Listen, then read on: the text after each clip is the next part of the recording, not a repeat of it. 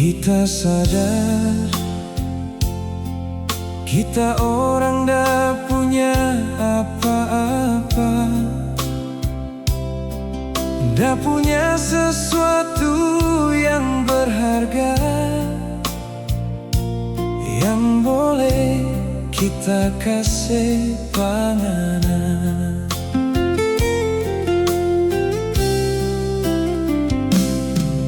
Mari kita cuma ada kasih sayang dan cinta yang tulus, dan hidup bersama sampai tua, yang bahagia di rumah tangga kecil. Kalau Anda mau, kita ndak mau paksa, karena cinta yang tulus datang dari hati, bukan dipaksa. Ngana putuskan jo,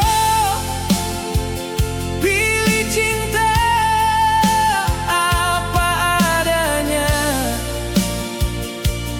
atau cinta ada apanya.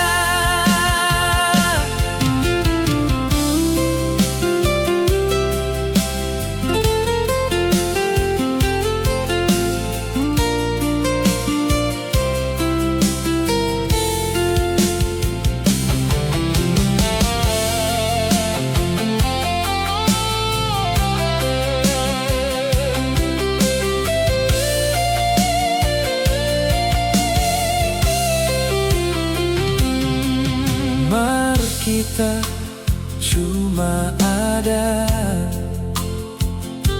kasih sayang dan cinta yang tulus, dan hidup bersama sampai tua, yang bahagia di rumah tangga kecil.